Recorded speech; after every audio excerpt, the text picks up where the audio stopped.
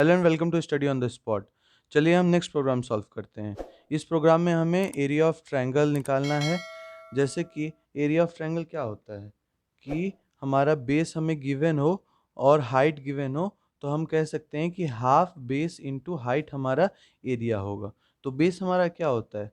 Base जैसे हम इसको रेफरेंस मान सकते हैं एज अ बेस, इस चीज़ को हम रेफरेंस मान सकते हैं। और हाइट क्या होगा? हाइट जो कि हमारा एक वर्टेक्स से परपेंडिकुलर डिस्टेंस हो अपोजिट साइड पे, तो हम उसे हाइट बोलते हैं। तो हम कोड कैसे करेंगे इसको? कोड करने के लिए हमें पहले दो वेरिएबल में यूज़र से इनपुट लेना होगा।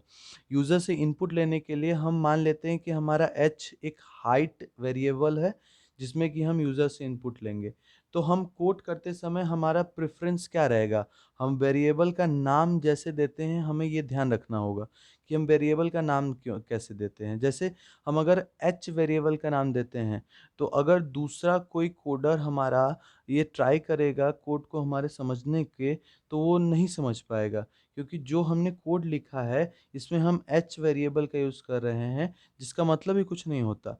अगर हम इसको कंसीडर करके लिखें हाइट, फुल हाइट एक वेरिएबल देते हैं, तो एक वैलिड वेरिएबल भी है और एक मीनिंगफुल वेरिएबल है। तो हम जब भी कोड करेंगे तो हमारा फोकस यही रहेगा कि हम मीनिंगफुल वेरिएबल का यूज़ कर कर कोड करें। ओके, तो चलिए हम स्टार्ट करते हैं अब कोड करना। कोड हम कैसे कर सकते हैं इसको? तो हम कोड करने के लिए हम पहले, जैसे मैंने फर्स्ट वीडियो में बताया था कि मैं स्ट्रक्चर अब नहीं लिखूंगा बार बार, एक पहले स्ट्रक्चर को पहले लिख लिया रहूँगा, वीडियो स्मॉल हो। ओके, तो चलिए हम कोड करते हैं। जैसे हम यूज़र्स लेंगे, पहले हम डिक्लेयर कर देते हैं कि हमारा एक इंटीजर हाइट होगा। आप फ्लोट भी ले सकते हैं, मैं यहाँ इंटीजर कंसिडर करके चल रहा हूँ जिससे कि हम इजीली कैलकुलेट कर सकें, हमें दिखे कि हमारा आंसर सही है कि नहीं है। तो इंटीजर को लिए, इंटीजर हमने लिया हाइट, हमने इंटीजर हाइट लिया और एक इंटीजर लिया हमने बेस। ओके, ये मीनिंगफुल भी है और हमारा वैलिड वेरिएबल भी है। तो हम आगे कंसिडर करते हैं, अब यूज़र से इनपुट लेंगे। तो पहले हम यूज़र को बताएं कि हमें उससे क्या चाहिए। तो सी आउट पहले करके यूज़र को हम कहते हैं कि इंटर बेस, पहले हम उससे बेस इंटर कर लेते हैं एंड हाइट। ओके, उसे हाइट इंटर करा लेते हैं,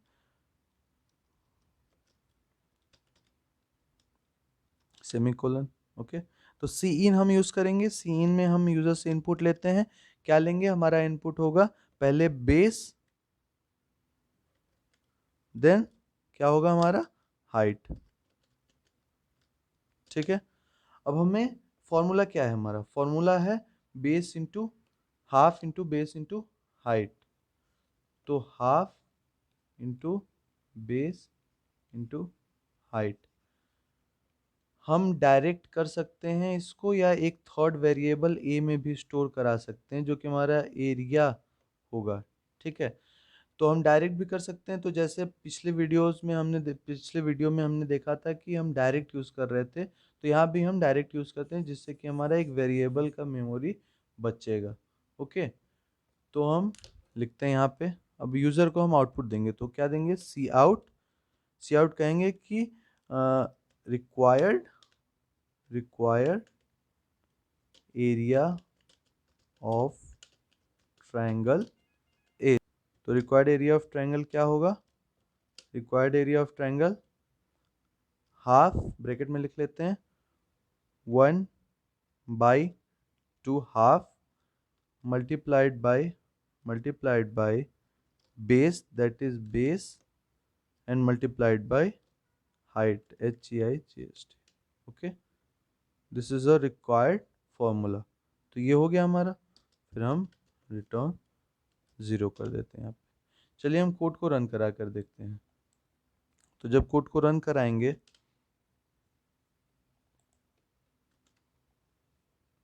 तो हमसे यहाँ देखिए मांग रहा है इंटर बेस हाइट। तो हम बेस पहले इंटर कर देते हैं। बेस हम एक इवन रखते हैं, एक ऑड रखते हैं, जिससे कि हमारा 2 से कैंसिल हो जाए इजिली। तो हम 4 रख लेते हैं बेस और हाइट रख लेते हैं 3। ठीक है, तो आंसर क्या आना चाहिए? इस हिसाब से हमारा आंसर हमारा आना चाहिए हाफ इंटू 4 इंटू 3। तो 2 कैंसिल, 2 3 2 जा 6 हमारा आंसर आना चाहिए। तो देखते हैं कि हमारा आंसर आता है कि नहीं। यहाँ पे आपको ध्यान से देखना होगा कि हमारा आंसर सही है कि गलत। तो यहाँ जब हम देखते हैं तो देखिए, ये तो गलत हो गया। यहाँ पे हमारा ये 0 आ गया। ये मैंने जानबूझकर किया है, आपको यहाँ समझना होगा कि 0 कैसे आया। तो 0 को समझने के लिए चलते हैं, फिर से हम कोड को देखते हैं अपने कि हमारे कोड में क्या प्रॉब्लम हो सकता है। तो देखिए, जब कोड देखेंगे तो ध्यान से देखिए, ये हमारा जो वैल्यू है, ये इसको हम फोकस करते हैं अभी अभी के लिए, इस वैल्यू को। तो 1/2 सी प्लस प्लस में इसकी वैल्यू 0 होगी। क्यों 0 होगी? क्योंकि ये हमारा क्वेश्चन देता है, और जब हम 1 को और 2 को एज अ इंटीजर डिवाइड करते हैं इस साइन से, तो हमारा 0 आएगा। क्योंकि ये क्वेश्चन क्या होगा, जब हम डिवाइड का रूल करेंगे 2 और 1, तो हमारा 0 जा जाएगा, 0 रिमाइंडर 1 आ गया। ओके, तो ये इसको कंसिडर नहीं करता है, इसके आगे प्रोसीड नहीं करेगा कि ये पॉइंट लगा के यहाँ पे आगे 0 लगा के सॉल्व कर दे। तो इस चीज़ को सॉल्व करने के लिए सी प्लस में हम यहाँ पे यूज़ कर सकते हैं डायरेक्ट एक डेसिमल का। हम डायरेक्ट यहाँ डेसिमल यूज़ कर देते हैं 1.0।